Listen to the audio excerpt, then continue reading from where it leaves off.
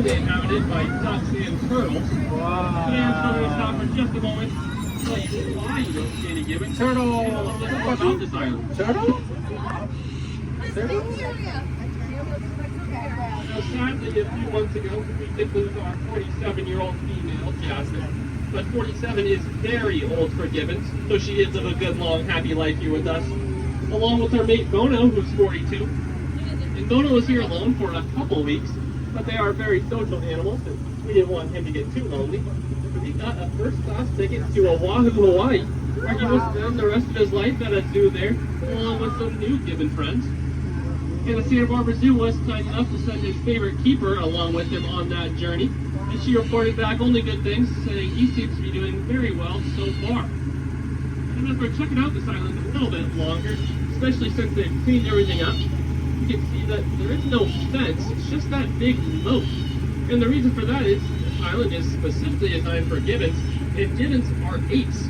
They're the smallest of all apes, but still, they have very large, dense muscles, which means they don't float very well. And they know they are poor swimmers, so they're perfectly happy staying over there on that island, where they can be nice and dry, swinging from tree to tree. And as I said, they did clean up this island a little bit, getting it ready for some new white-handed gibbons. And they should be here in a little less than 2 months.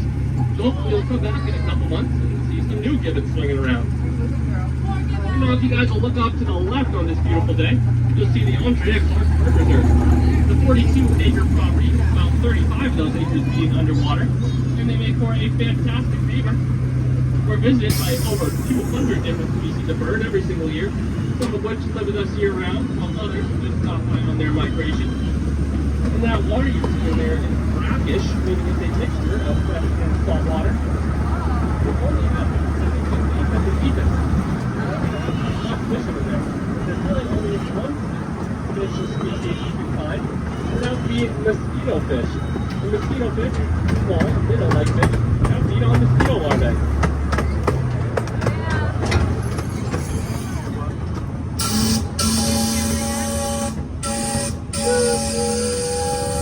That lets our California condors know we're coming. Let's see if we can spot them up there as we're going along. I see one of them all the way on the right corner right now. If you get a chance, head up there and check them out. This is one of the few places in the world you can get that close to California condor.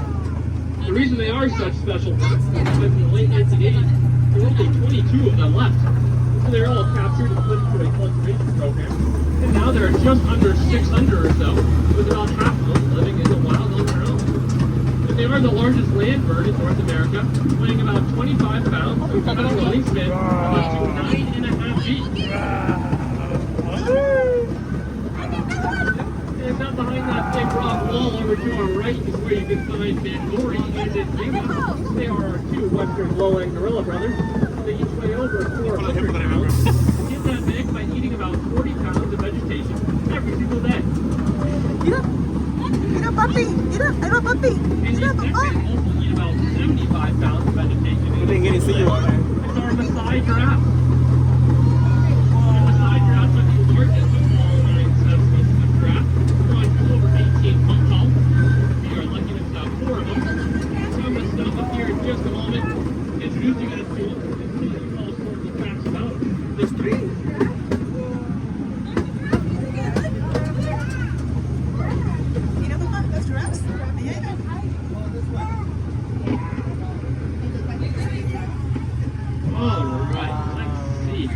I think, as usual, I'm going to start with the introduction of our girls.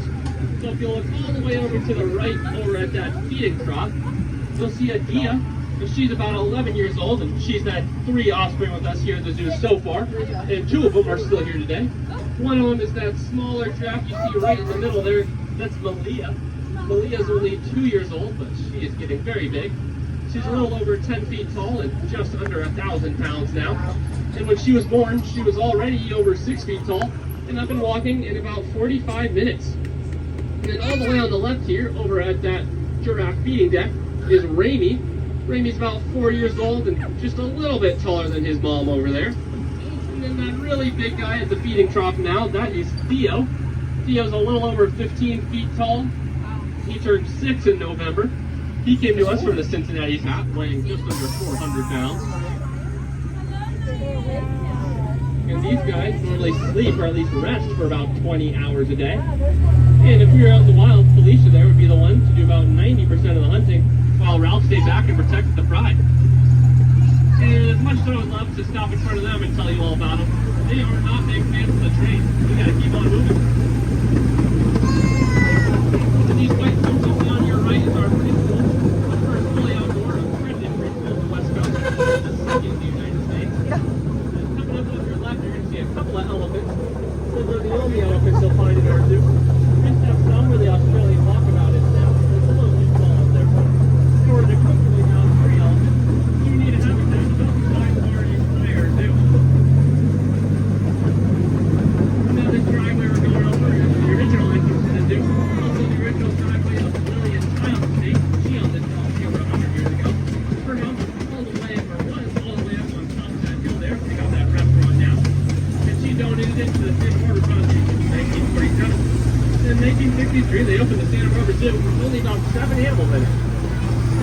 Now, as we're coming up the hill, oh no, she's right in front of us.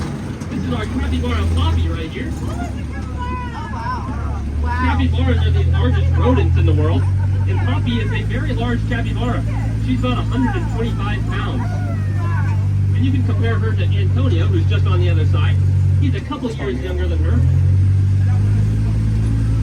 These guys are fantastic swimmers. They can hold their breath for over 5 minutes at a time. That's because they do most of their foraging or eating in the water. And they also use the water to escape from predators like jaguars, as they are native to South America.